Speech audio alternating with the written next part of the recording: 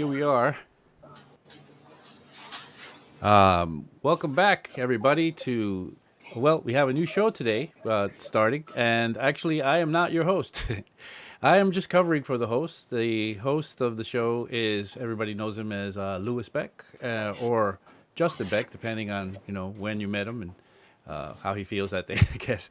Uh, anyway, yeah, Justin couldn't be here today, so we are here to kind of fill in for him just for his first show. We want to kind of just fill in the time.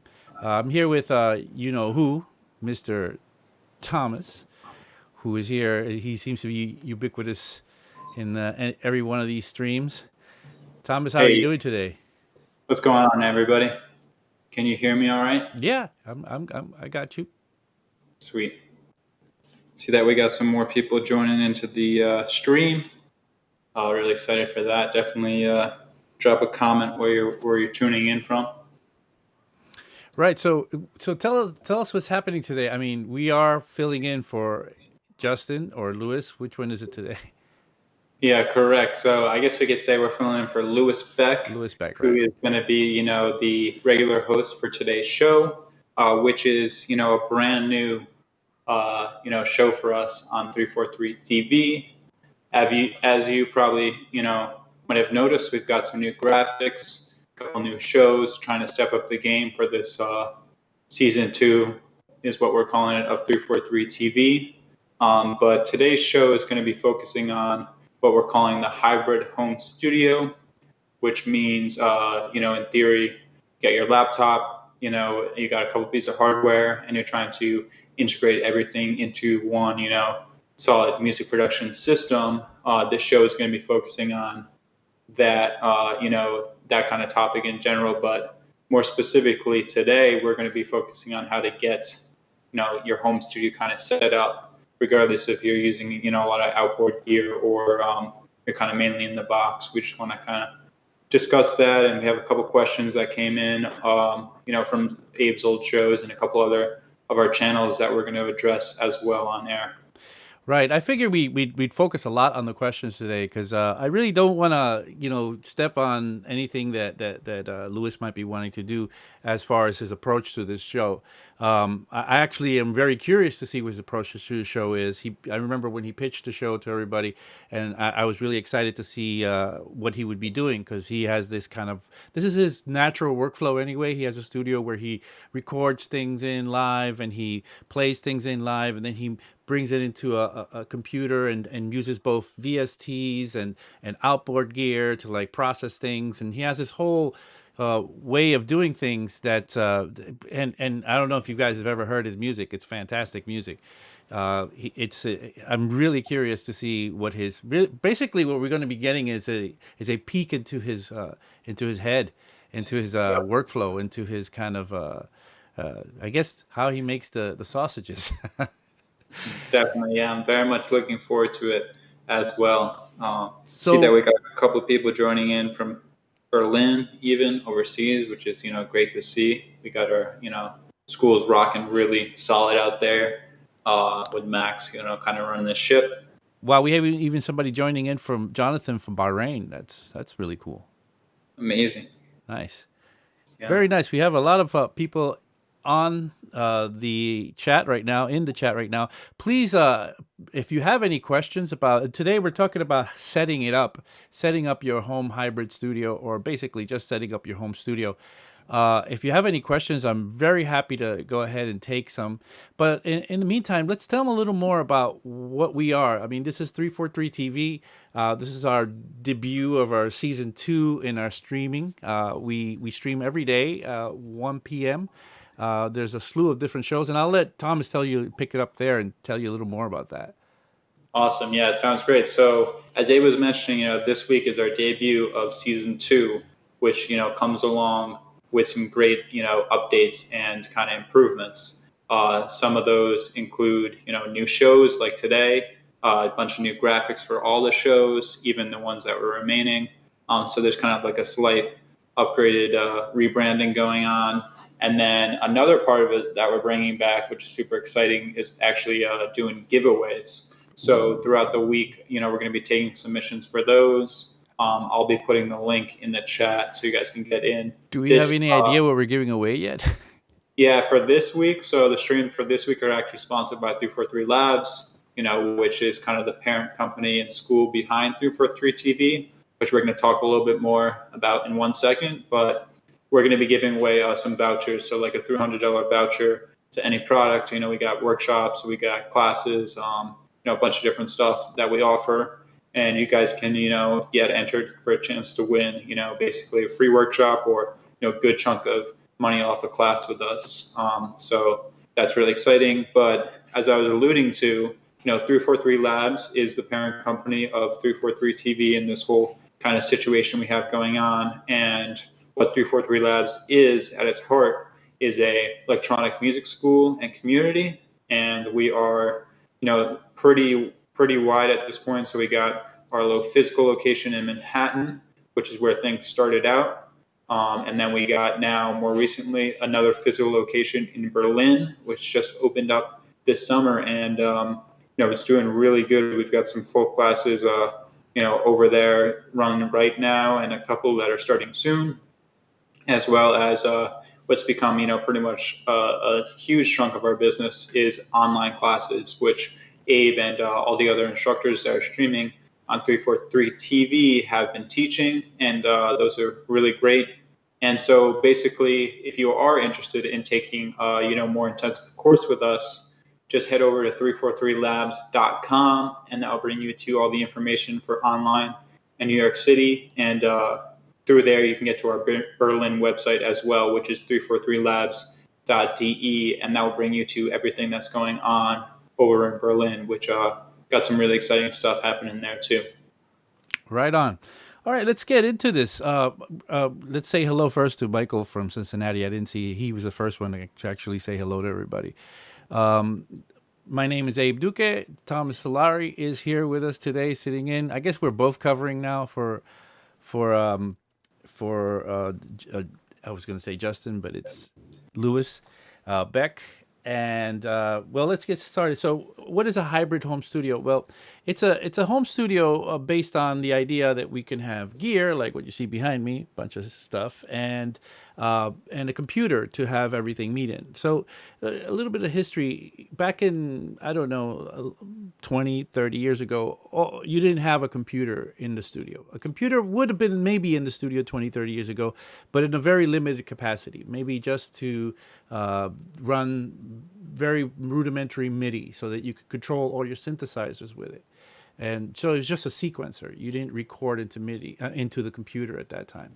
So the audio that goes into the box, that didn't happen until sometime in the late 90s. Back then, what you had was a tape machine.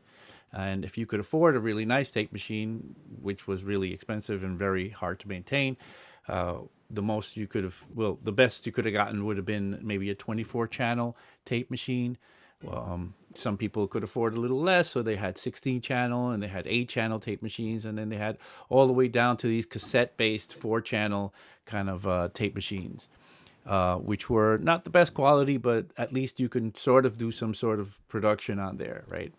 But as the computer got stronger and more powerful, the whole idea of having the studio go in the box was a reality. I remember sometime in the 90s, a friend of mine said to me, "Hey man, pretty soon the studio is going to be inside of a laptop." And I was like, "Yeah, okay, man, sure, it's going to be inside of a laptop." And within 5 years of him saying that, it started to become a reality. So in the late 90s, computer audio became a thing and a thing to stay. And after that, things like VSTs started getting very strong, which means virtual instruments and virtual audio effects. And DAWs got really strong. Now, the DAWs that were around before, like Cubase and Logic, which did not have audio in them, they incorporated audio functionality. So you had Logic Audio now and Cubase Audio. And then new DAWs came about. They were only based on the functionality, on the audio functionality, like Ableton. Ableton was never around before audio inside the box was there. So it got really strong, and I'd say around the end of the 2000 aughts, so like 2005, 2000, 10, between that era, it got so strong that people started to revolt against having any gear at that time. There was like this kind of movement against gear. They were like, I remember people telling me, I'm a minimalist. I don't need all this gear. Why should I store and hoard all this gear if I'm just going to have everything in the box and be happy with it in the box? And it was right to, for a certain amount of work, but as time went on, people started to miss the gear. And I guess what they missed from the gear was the hands on sort of approach. Also, a lot of people believe that there was a difference, definitely a difference in the sound. But, we can debate if there's a difference these days in the, in the sound within the box and out of the box. But the truth is that the hands on thing is so very nice to incorporate. So to the point where there are like people that are into this like dolless jamming sort of style of things where all they do is stay out of the computer and stay with like the old equipment and maybe use just a computer to record, or even just like any old recording method like a DAT machine or something like that. But here we are today with both possibilities, and I've been a lover of everything that is analog and everything that is digital. And I'm totally for both. I teach digital production. I teach I also teach analog production, and I have, as you can see, lots of analog stuff to play with on a daily, and I also play with my digital stuff on a daily. So that's what we're talking about: how to like make those kind of best of both worlds come together and kind of work out for us in a studio. Does that make any sense there, Thomas? Yeah, it makes a lot of sense. And I think it's interesting what I was thinking about when you were kind of explaining a bit about the history of, how everything came together, in terms of, the studio moving inside of the laptop. And we both kind of have different perspectives, I think, due to our age, probably mainly. But you come from a world where it was all hardware, and then you saw a transition into, being inside the box. And personally, I kind of was introduced to music production during that time where everybody was very much, oh, it's got to be all in the box. There's no point in having all this hardware. And then slowly was introduced to, the benefits of having some hardware pieces, implemented into your workflow, and have found, a pretty solid balance between the two. And I just think it kind of all goes inside of this category of the hybrid home studio, and how it's, potentially a really great workflow for majority of producers out there today. Right on. So let's discuss what we're going to need. And again, if you guys are in the chat, please send your questions in, talk to us, ask us if you want us to talk about something. We're very happy to, we're always monitoring the chat, and we're always trying to figure out what we can, help you guys with instantly here.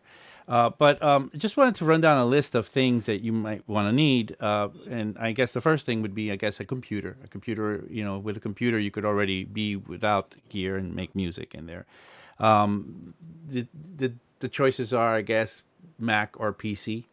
So with Macintosh, you're going to get a lot of easier kind of, you know, the experience seems to be a lot easier to handle for especially people that are not computer scientists.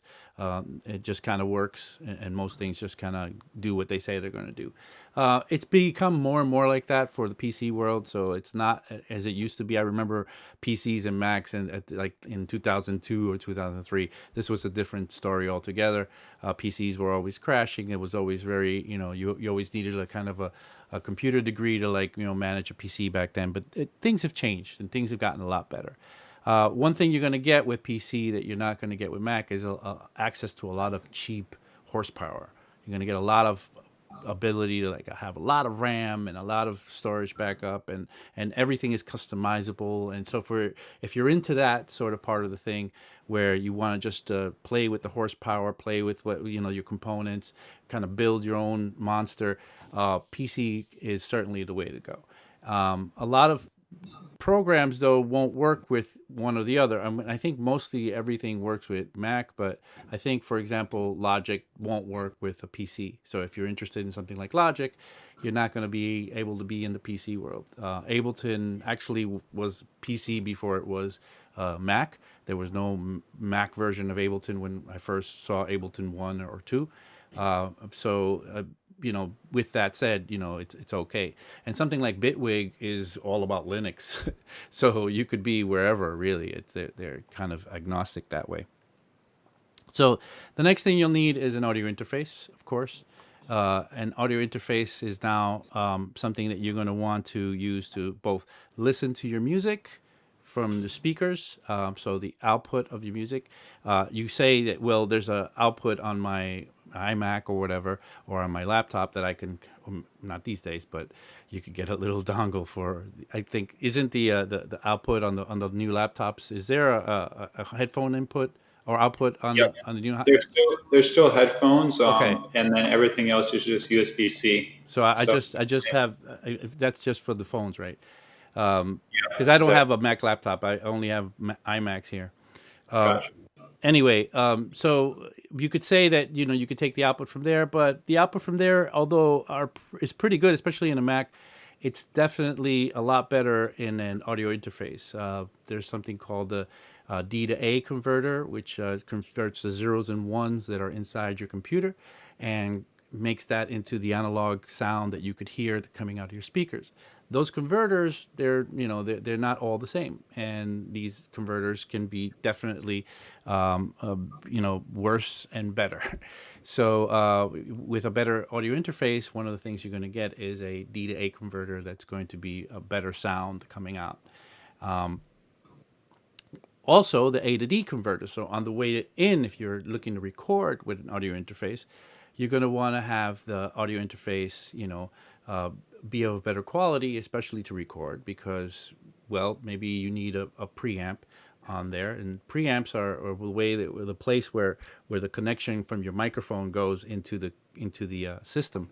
And things are only as the chain is only as strong as its weakest link, and if you have a very weak input to the system, meaning that it's not high quality, that the preamp is not very good, then your sound is going to suffer on the way in. The recording is going to suffer. And if the A to D converter, the analog to digital converter from the analog microphone is an analog world, right? And it turns into zeros and ones to be able to actually for the computer to use it. If that's not a good one, then we're in the same spot there. So we need for that we need a good audio interface. We need to upgrade to that in order to get into a professional level of things. I mean, I think later on we might have some questions on audio interfaces and stuff like that. So I can give you some suggestions and stuff like that for things of that sort. But I'm just going to keep on running down the list of the things that you may need for what we're talking about here. If you want to use your computer in a kind of more hands-on way, you're going to have to, think about something like a controller of some sort. So maybe, with you using Ableton, you can use maybe an APC40 or a push. Let's see, I think I have a APC40 here. This is an APC40, and this allows me to hook up to my computer and press buttons and move faders and turn knobs and do all sorts of fun things that I can map to something like Ableton or Bitwig, and have a lot of fun with. And it's really kind of in the same world with you. So it's kind of like a virtual analog, if you want to say that.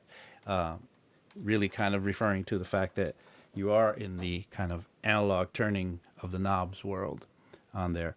So controllers, and if you play piano, you might need a piano controller. And of course, if you're using Ableton, the push is also always very nice to have as a companion. Okay, so that's controllers. You might want to have, of course, if you're looking to record things from around the room, like your voice, or maybe even if you have like a little bit percussion device, like a bongo or a triangle or a maraca or a tambourine or anything, a good microphone might be a good thing to have, and I can give you some recommendations on that, and we'll do recommendations a little later. And then you might start thinking about things like outboard effects, maybe some pedals to play with if you have some synthesizers and drum machines. So these are the next level. We have to start collecting some instruments that you can actually work with and record into the computer. Okay, so with that said, oh yeah, and also maybe good speakers, good speakers and good headphones. I think both of are very necessary. So with that said, let's get some of these questions, Thomas. Let's get to that. Sure. We had a couple questions that came in from the chat, so I'd like to start with those, if that's Okay, cool with you. sure.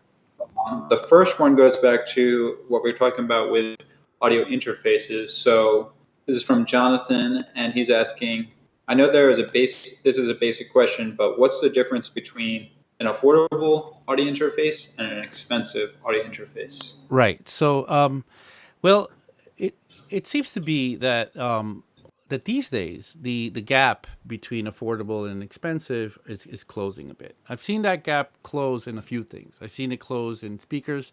I've seen it close in microphones. There was a time in, let's say, the 80s or early 90s where you had to spend $800, $1,000 to get a decent microphone. These days, you can get a pretty good microphone like the one I'm using right now, which is a Rhodes NT1A, for about under $200, and it's some people have compared this to like a Neumann U87. It isn't exactly a Neumann U87, but it's really high quality and it's really up there. And again, we're under $200. And I've seen also things like speakers do the same, where speakers have gotten cheaper and better quality. Things like the JBL 305s, which I love to recommend, which are, you can find them sometimes for under $200 a pair if you look, for a deal or something like that. But I think they list for like 150. But audio interfaces, there's a lot of audio interfaces out there, uh, and they're getting better every time, and they're getting, in order to stay competitive, they're getting, well, way better. I think there's one right now that I really love to recommend. It's from a company that's been around for a long time. The company is called the Marker the Unicorn, but they just go by Motu at this point, and they have this new interface, this M2 right now. This M2 audio interface is, if you read every review you read, it's like it's knocking it out of the park. It is the most amazing audio to digital and digital to audio conversion that you're going to get in such an inexpensive sort of device. And I think it lists for like definitely less than $200. It's probably like somewhere like $180 for the thing. And you can compare that to something that of much higher quality. So for a long time, there's been some companies that have held on to the spot of like, very good or amazing audio interface, like UAD, for example, and maybe RME with their baby faces and stuff like that. But they've been, usually more than double what an inexpensive one would be. But at the time, maybe if you go back 10 years, let's say, and you look at like RME 10 years ago with their Fireface or something like that, it was much more expensive than what you would have as another solution, as a cheaper solution.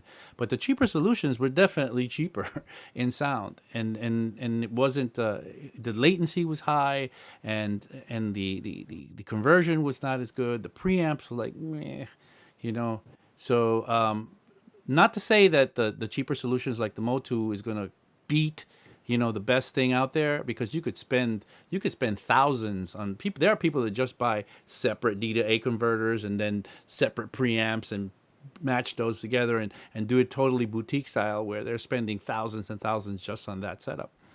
But for out of the box stuff right now, I think the Motu is great. I think the Focusrite stuff is okay. I mean, it's a little bit of a step down even from the Motu, but it's okay comparatively speaking. What do you say, Thomas? Sounds really good, and I agree. I haven't heard all too much about the Motu, but I know the Focusrites are reliable and get the job done. Really popular for that kind of price range. Yeah, if you look at Um, the Motu, if you look at like anywhere, go on like shopping Motu and look for the reviews. It's 5 stars across the board. It's like I've never seen anything like that. It's like five yeah, it's stars a good across the time. board. Nobody ever gives it a bad, and it has a really nice, cool little interface on it. So Cool. I think it's something to definitely check out. I Definitely. see TWD Industries says he uses the M4 right now, and it solves a lot of my in the box desires. Nice. And we had Roy say that he's got the JBL speakers you were talking about. Another question we had earlier, which was coming in from, let me just make, TWD Industries again. So he's saying, I needed a recommendation for a small desktop sub mixer. A small desktop sub mixer. Okay, so that's another thing that I failed to mention, but maybe I can actually show you here in my overhead. Let me go to my overhead for a second here. So this is my overhead. This is actually my desk, and this is what you're seeing right now. And this is how I kind of control the show. I have Thomas is on this level here, and I'm over here on this one here. See me going up and down. I have a Scarlett that's hooked up over there. I have the like 8 outputs on my Apollo 16 over here. This here is it's not the best thing you'll ever get, but it's very reliable. And what I have here is a Mackie board, a 1604. These are kind of little workhorses. There's nothing sexy about the EQ. I mean, that's one thing that could be better on these Mackies. And Mackies, it's a decent and adequate EQ, but there's some very nice small boards with great EQ. On the other side here, I don't know if I can actually turn this. Maybe I'm going to lose the. If I go all the way down there, you can see more stuff, but I don't know if I can turn that to actually make it work somehow. But okay, so there you'll see that there's two more mixing boards. There's another Mackie, a smaller one even. This is I think the 1202, which is not bad. And then over there, there's a small EPM. I think it's an EPM 8 from Soundcraft. That's actually a really nice mixer. It's really small though, but the actual output on that thing, or actually the EQ on that thing, is insane. It's really beautiful, very sweet EQ on that, and everything else works great on it as well. And the preamps also very nice on that. Now, as the preamps on the Mackie one are okay, the preamps on the Soundcraft are a lot better, and the EQs are a lot better, and you can tell the difference. It feels like as soon as you start working with it. So I like to recommend companies like Soundcraft. I think Alan Heath has a really nice. I think the Mix Wizard from Alan Heath is also very nice. I think that one actually before I just recently went and put this in here. I kind of made a cutout inside my desk to fit it in there, so it works really nice. But before I had a bigger mixer on here, and it kind of died on me. And I was looking for. This is a 16. It's actually a 19-inch cutout that would have fit the Mix Wizard. I was looking for a Mix Wizard that I can get, and I ran into a deal that I couldn't give up on this one. I was like, oh, okay, I'm just gonna take this one. And this has been great for what we're doing here with these shows. So I'm okay with it for now. But I think number one choice would have been that Allen Heath Mix Wizard. It has a lot of functionality and a lot of interesting ways to connect it and do things with it. Super cool. So if it's cool with you, do you want to hop into some of these other questions that we had? Well, yeah, sure. But we're at the kind of halfway point almost now. So we should do a little halfway pitch. Cool. Yeah, definitely. So this is the point in the show. We usually take a quick break in the middle and just remind everybody about the school and what we have going on. I saw that a few more people have jumped into the live stream. Feel free to give it a like if you're enjoying what you're seeing here today. Just to give you a recap. So this is a brand new show for 343 TV. It's called Hybrid Home Studio.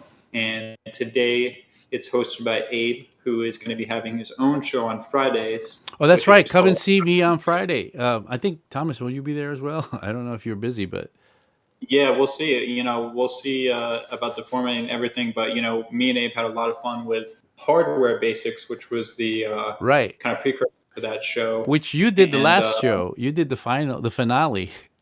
Yeah, it was a really, really great opportunity. So thanks to anybody who was there for that as well. But basically today, Abe's covering for Lewis or Justin Beck, who is another instructor of ours at the school who's super talented. He's going to be running the show out of his home studio. which is very much a hybrid setup with a ton of super great hardware integrated, all into his computer. And he'll be kind of covering some similar stuff to what we do today, but I'm sure he's going to, really take it in his own direction, as he often does with his live streams.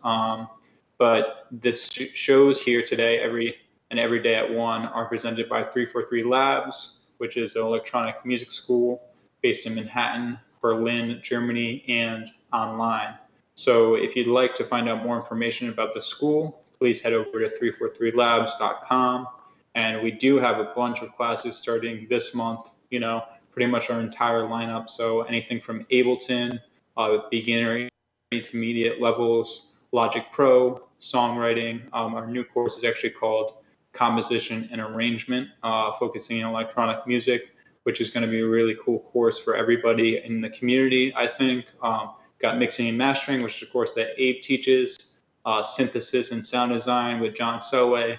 So pretty much everything under the sun. I'm sure I'm leaving out a few courses, but I'd really encourage you guys, if you're interested in kind of taking that deep dive into a certain aspect of music production, to check out those courses and consider, joining us this fall for one of them. And outside of that, I think something that me and Abe have both forgot to mention that is very important is Abe's going to be back live today on another live stream. That's right. It's on the double YouTube channel, duty today. which is going to be actually a mixing and mastering masterclass. So that's going to be another free event. It's going to be, a little bit of a different format, but Abe is going to give you, maybe a basic rundown of some fundamentals of mixing.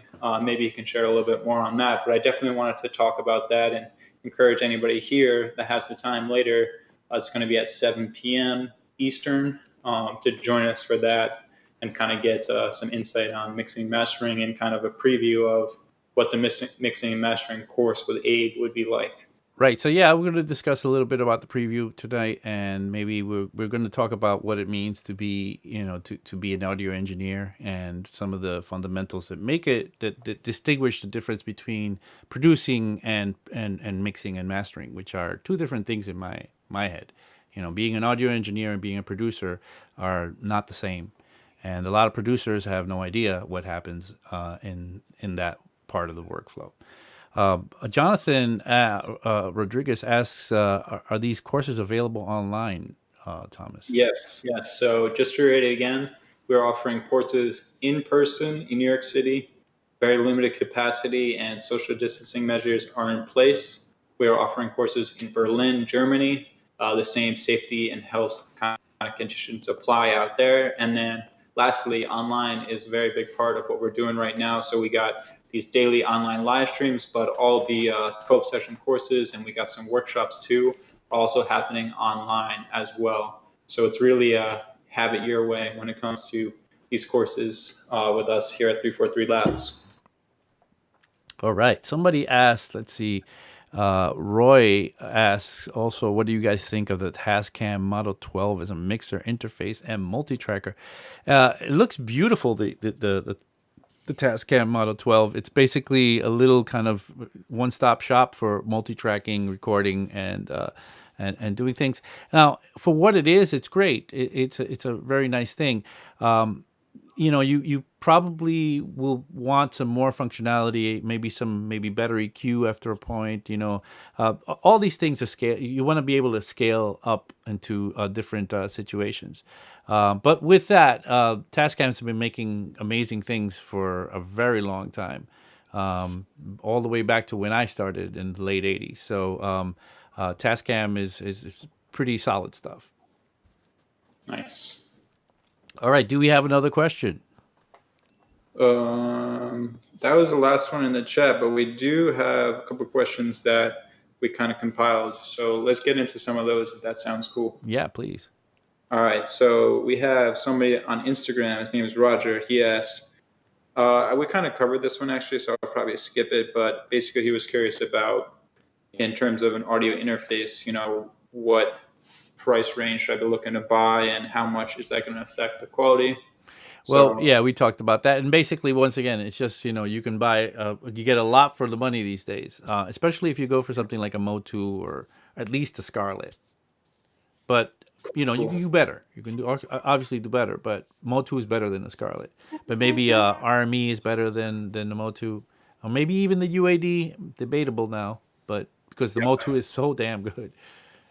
Yeah. Well, one thing I'd add here while on this topic is just when you're buying an audio interface, pay attention to the I/O they call it, the ins and outs, and based on what you'll need in your studio, because you'll often find like Focusrite or certain companies make like really big interface with a bunch of ins and outs you might not need, and it's going to be more expensive than like a two in, two out setup, Mm. and the quality might not improve very much if you're getting all these extra inputs, but you're still going to be paying a lot more money for inputs that you might not be using. Yeah, let's talk So, about that pay attention for a to little stuff bit like with that. the inputs and the outputs. So, you basically need two in and two out, but you may want to have more. And why would I want to have more? Well, if you're, let's talk about the output. So, in the case of like having more than just the two, you might want, like in this case right now, I'm using one out set of outputs to have Thomas's voice come out of, and then another set of outputs to have my DAW, which is ready to go if we need to use it right now for an example, to come out of. And then I have a whole bunch of other things which I can be assigning to it. So very, very convenient and in the way that you can expand with the use of that. Also, the outputs might, if you're a DJ, if you're trying to, do a little monitoring setup, or if you want to have a monitoring system, if you want to have like this on stage, really opens up all the possibilities. On the input side of things, the inputs, well, two inputs means that you can record in something that's in stereo, right? But another set of inputs also means that you can maybe record not only something that's in stereo, but maybe you could record a singer at the same time. And maybe not only a singer, but a guitar player, because you have two mono inputs extra to have a singer and a guitar player. If you go all the way, I went and just recently bought an Apollo 16, and my idea is now to record a whole bunch of things at the same time, which is going to be awesome. I'm looking to, I have a lot of modules and stuff like that, and I want to start recording all the live analog stuff, because I love to jam, to record jams. But sometimes I record the jams and I wish I could mix it down later. And this way I could record my jam, and then I have the whole the whole recording on each channel, and I can go channel by channel and tweaking it and changing it however I like. So the more outputs and inputs, the more possibilities you're going to have, but at least two in, two out. Definitely, 100% agree there. All right, the next question is somewhat related, and it's going to be referring to headphones. So this is Sylvia, and she submitted this by email. She was saying, should I buy a good pair of headphones, or should I invest that money into speakers? They're currently working with the HS8s, which is a speaker I think me and Abe are both familiar with. We have a pair of those laying around the school in Manhattan. And she's basically, wondering how important is it to have a good pair of headphones in your production setup? Well, let's say it's very important. And the fact that you have a pretty good set of speakers there then tells me that maybe you're ready to just invest in a good pair of headphones right now. I don't know what you have right now as headphones that you're using at the moment, but having a great pair of headphones is amazing, because you can travel with it. You can go to other places with it. If you get to know these headphones, you can mix in them. Now, you shouldn't be mixing only in headphones as much as you shouldn't be mixing only in speakers. You should be going back and forth. Mostly, maybe I tend to mix mostly on speakers and then check on headphones, and even on something like earbuds, what I'm wearing right now. But if you have a good pair of headphones and you don't have access to anything else, like no other speaker setup or whatever, you could take and learn these headphones so well that you can get very good at, like, getting as much of a mix done as you can inside of headphones. And having those and being able to go around with them is priceless. So the fact is, you do have a pretty good pair of speakers. So for now, I think maybe you should just go ahead and go get some headphones. You could spend more money on speakers too, but I think maybe get the headphones first. Cool, cool. Do you have any recommendations in terms of headphones, or we're leaving that up to them? recommendations for headphones. Yeah. Sennheiser makes a good series of headphones. Some of them are really inexpensive. I actually like a very inexpensive set of Sennheisers called the 280s. I've gotten used to them. I've used them forever, and I love them. And they were like $100 maybe. You can pay a lot more though. You can pay a heck of a lot more. Biodynamics, pretty great company for headphones. I also like these headphones made out of Denmark called AI, and not to be confused with ay ay ay, which Spanish people will say when they get hurt. AI. They're really great. They have a really great low end response, so you can really tweak your low end really well on them, and Hmm. they're not that expensive for what they are. Awesome.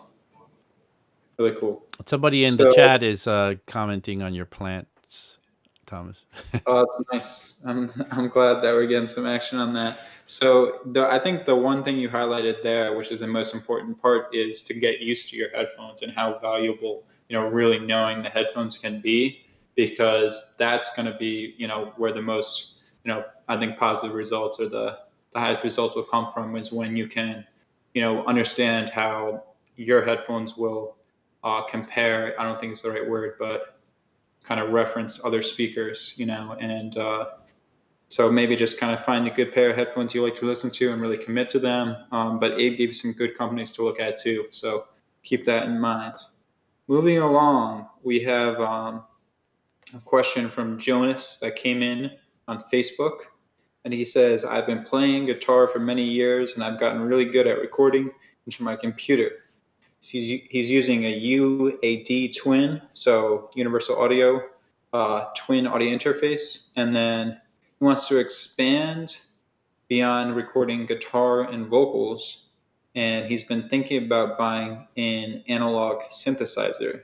Do you have any recommendations? Looking for something with a classic sound, like his reference is the opening of Stranger Things, which is a very, Okay. very good reference. So yeah, the crazy thing about analog synthesizers these days is that there are more choices these days than there ever was. So I thought, back, remember we were talking about that period of time when people were just interested in doing things inside of their computers. At that time, there was a kind of a bit of a drought in good analog gear. I'd say most of the '90s were a little bit sad, especially the late '90s were a little bit sad, and the early 2000s were a bit sad in what was available. So most people tended to go for the older machines.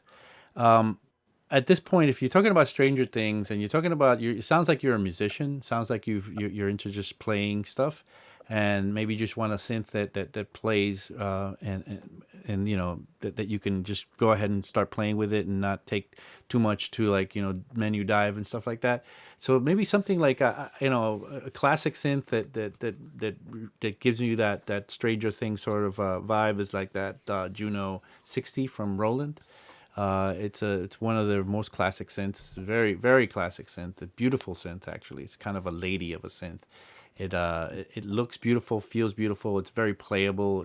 Very much feels like a good guitar would feel in your hands, and it sounds fantastic. For a little bit less and actually a little more functionality, you can get a Juno 106, which is the Roland Juno 106, which is very close to the Juno 60 and has MIDI, which the Juno 60 doesn't. You have to get a converter from Kenton or something like that to convert that to MIDI.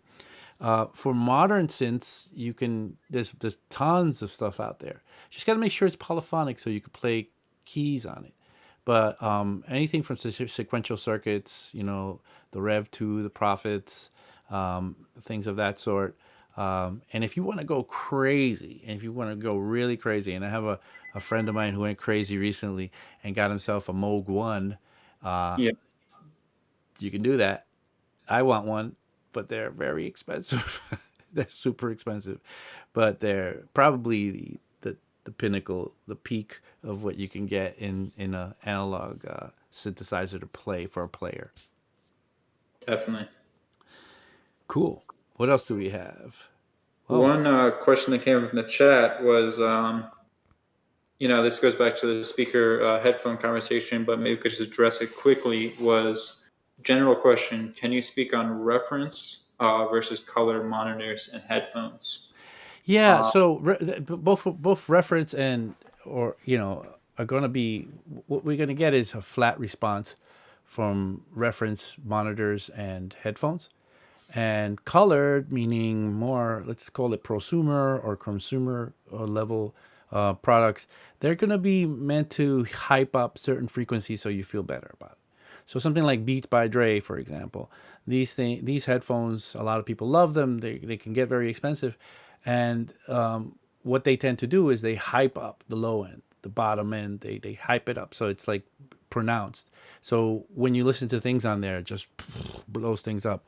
But if you're trying to mix on that, you're going to get a skewed idea of what's really happening in your mix. And so much so that you're going to be doing yourself a disservice by using them, because when you mix on them, you're going to feel like very confident about your low end, for example, and then play it somewhere else, and it's going to be like, oh, messed up there. So same thing goes for speakers. Speakers. A lot of times when you get the stuff that's meant for engineers, like and for producers, the reference stuff that's flat, and meaning flat means it just tells you what the frequency is that's in there. It doesn't really hype up or get more on this side or the other. If you when you listen to flat stuff, you become disappointed a lot. I remember the first time I bought my first pair of flat reference headphones.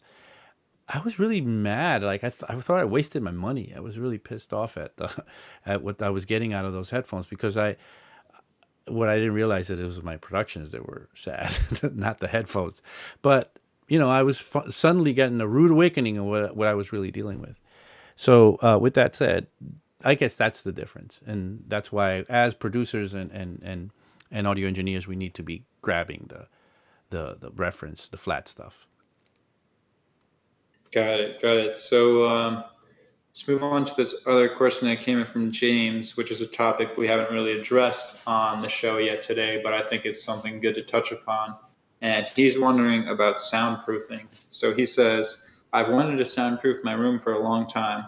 I still live at home with my parents, and I get many complaints from them about sound coming from my room. That's a very valid, complaint, I think, in many households with the music producers and them. But I figured I can do it right and not only block the sound, but also improve the acoustics of my room. Any words of advice here? Okay, so this is so once again, read the last part once again. He wants to not So only his goal, it seems like, would be to um, not only block the sound from, I guess, exiting the room, okay. soundproofing, but also improve the acoustics inside the room. All right, so here's the thing. You're going to have to realize that what you're talking about are two different things. Completely two different things.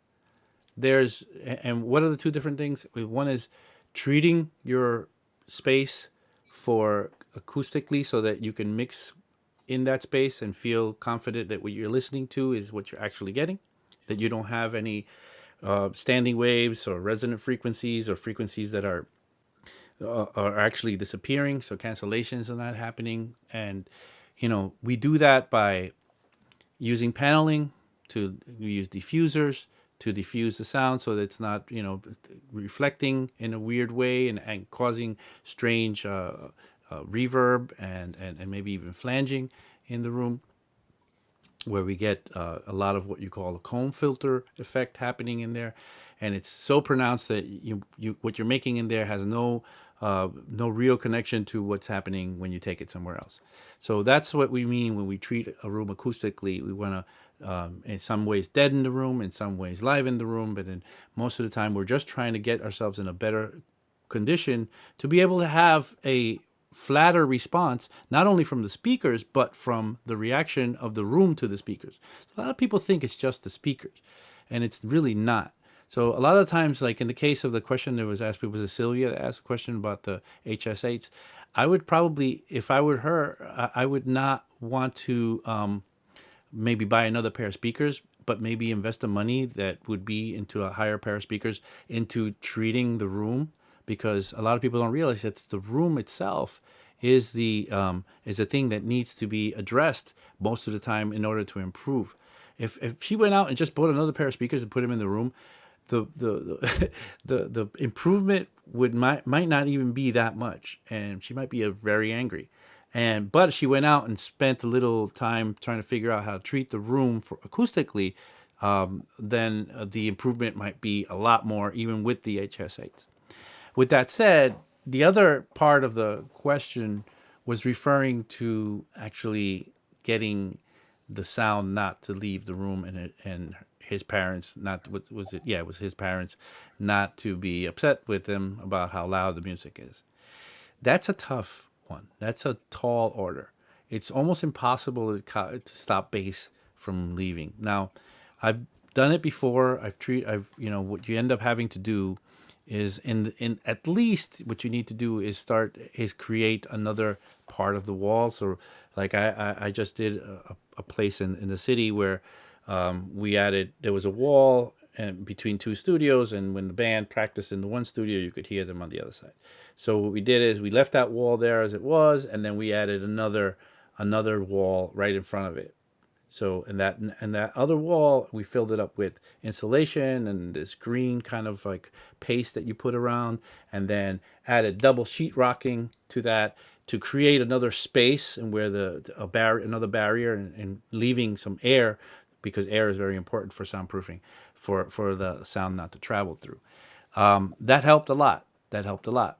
But in reality, what you really need to be doing, if you really want to create that situation, is create a room inside of a room. That's what a lot of pro studios do when they're in spaces that they cannot make sound outside of their space because they bother their neighbors, uh, or they don't want sound coming inside.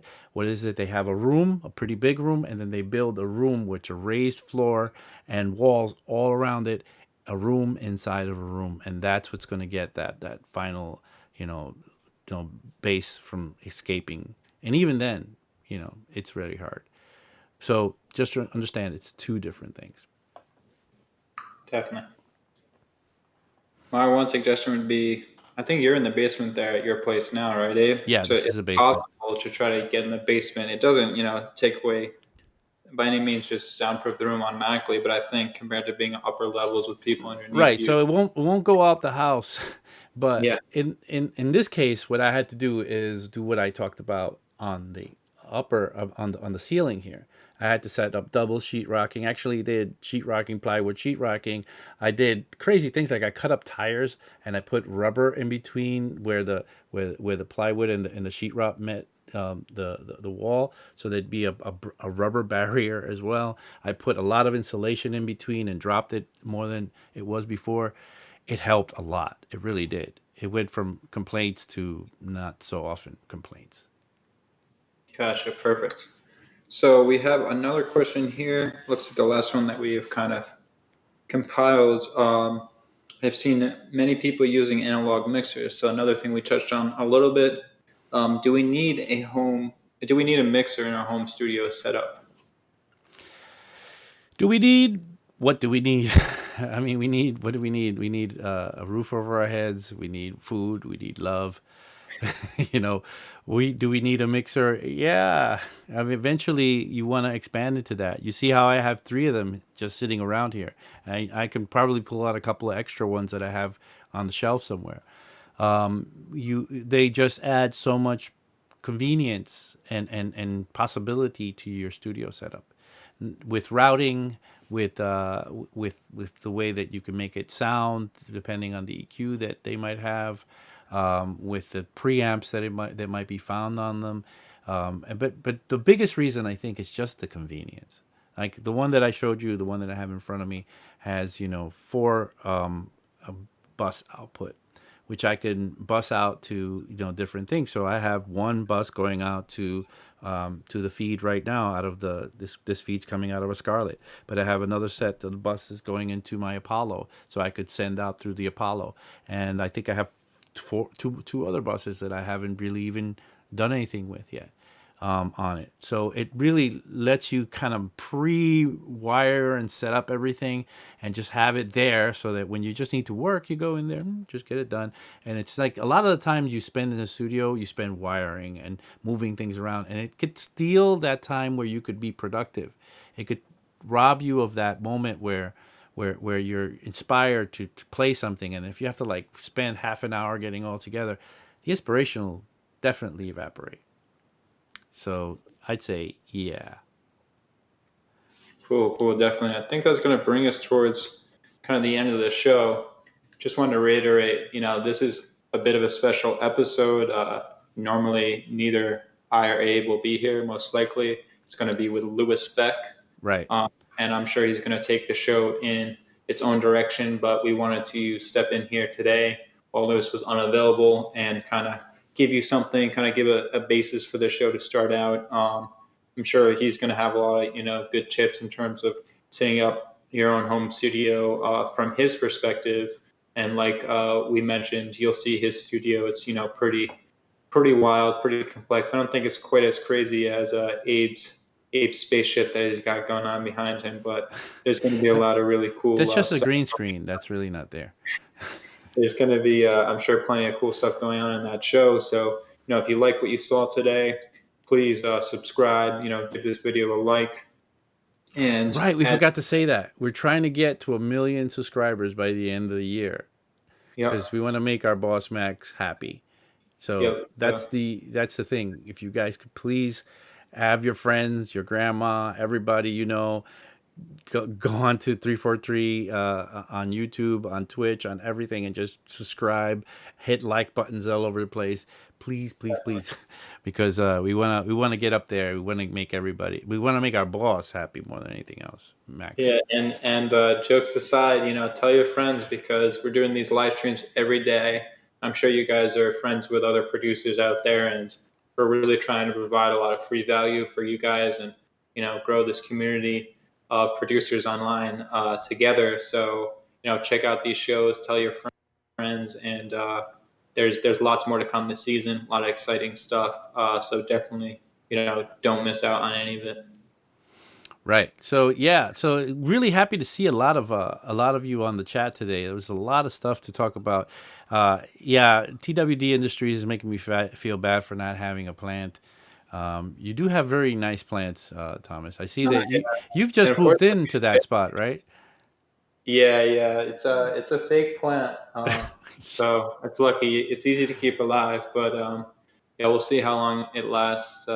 Maybe I'll get a couple other things in here, but I think I would appreciate the need a love from the fake plant. chat. If anything, I would need a fake plant because I really don't have any sunlight down here. Yeah. But I'm actually building a new studio soon, and I guess you guys will see the progression of that in the weeks to come and the months to come. It's going to take a little bit. I'm going to keep this studio for a while and kind of have both and see if once the other one's fully gone, that I'm going to get out of this studio and move to that one. So that'll be a good thing to kind of let you guys watch. But I will have some sunlight there, so it'll be good to maybe get a real plant, and then I'll be. Is that other plant behind you real as well, or? Everything's fake in here. This is a green screen. But I'm just joking. But no, nothing's real in here for now. I always just think of like having to water it, and if I'm traveling or whatever, don't want to have to deal with all that. But yeah, no, good stuff. I'm really excited to check out what you're going to put together in your new spot. I think that would be really cool to kind of give maybe some updates along the process on your show on Fridays. Yeah, the new spot. I'm thinking all the time about what it should be because I have a bigger room, maybe twice the size of what I have in here at the new place, and I'm thinking of making a kind of streaming slash audio studio at the same time. Out of Yeah, it seems like it's probably the move in these times to have something like that, especially if you have the space for it. Yeah, I've been streaming so much more than even I've been producing in the last few months. So I think it's not even going away too soon, that whole streaming movement. So Hmm. I think I'm gonna set up a whole streaming setup, and I got to think about it. I got to think about like maybe a corner for this over there, and maybe make it a little bit like Pee Wee's Playhouse, where you could, go there and visit Mister Whatever over here, and we'll see. But Awesome. but yeah, thanks everybody for joining us. We've been here covering for Louis Beck. who is going to be back with us next week. He'll be here next week, I guess. Yes, He'll be hopefully. here next week. The guy, I mean, I'm really excited to see his show. I usually come in and have a look at what he's done. If I can't watch it live, I usually watch it after in reruns. And I'm telling you, the guy has, I don't know where he gets all his information from, because he's like an encyclopedia of information. It's amazing to just listen to.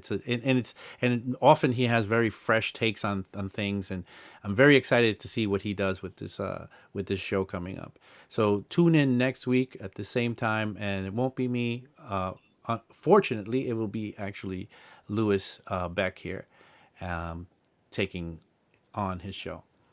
All right, I Yep. guess that's our show for today.